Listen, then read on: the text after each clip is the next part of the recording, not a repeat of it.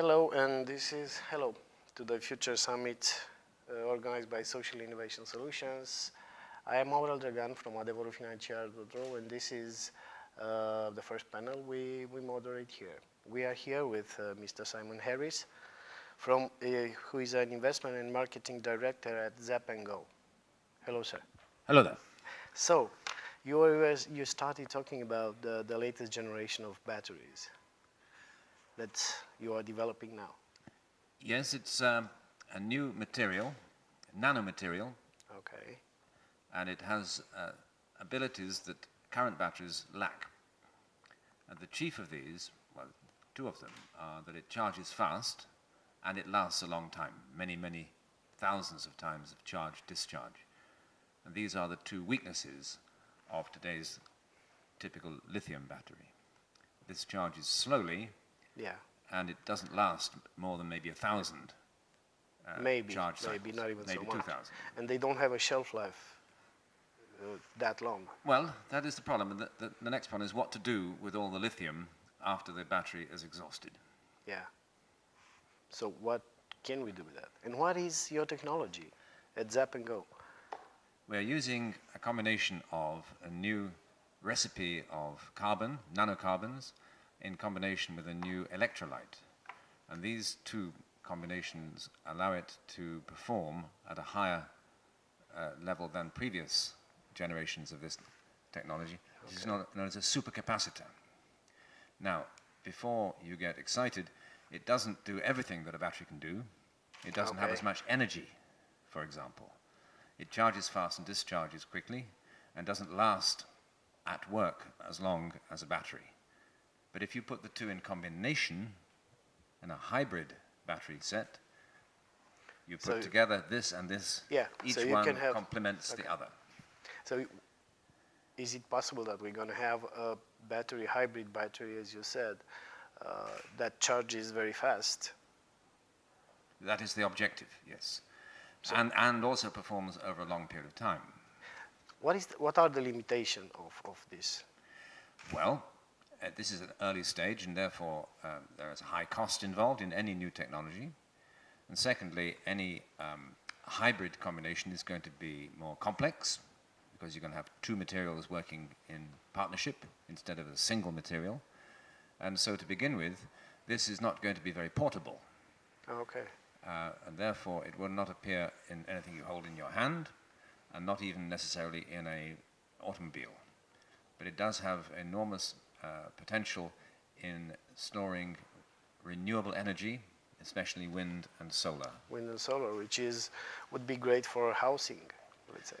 Yes, but the big need today is for the grid. All this wind, all this solar energy, it has to be stored. And if you only store it in lithium batteries, you have a very expensive and vulnerable storage medium. But if you put it in partnership with our solution, you have a durable, high-performance, and long-lasting energy storage medium. So how will that work? Putting together these two types of battery, how will it work? Well, the proportion of lithium to carbon, as this is, may be 70-30, 60-40, we don't know yet. And as the peaks of the solar or wind power enter to the cabinet, we will take as much of it as you can give us, because we can take punishment. And we then hand it over to our lithium partner in a friendly way. So we are the tough guys, but we are robust, and lithium is vulnerable, but lithium can hold the power that we give it.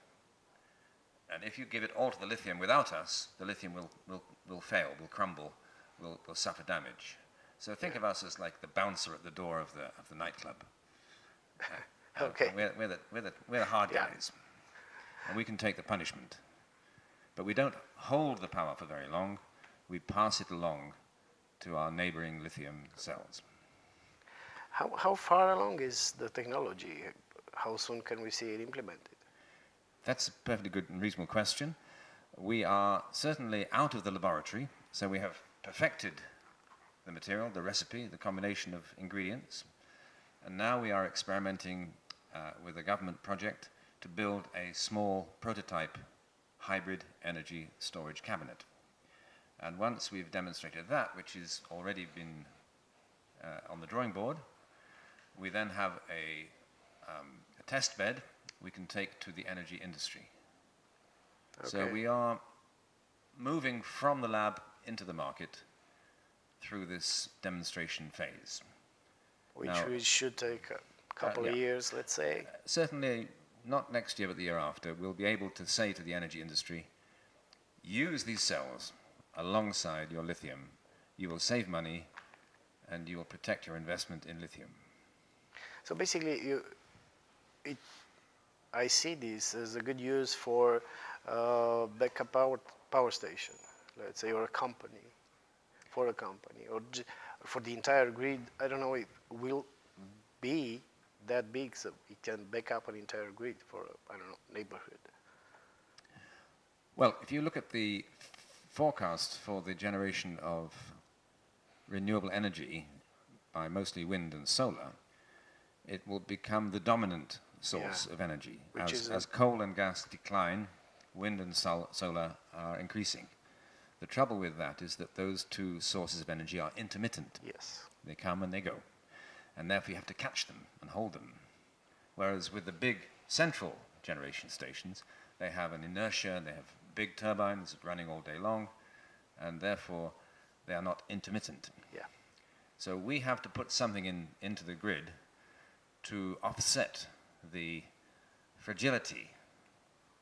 We need to have a robust grid, and this is part of the story. So this is a part, or can this be the backup we need during the night? No. You cannot, there's no single silver bullet for these solutions.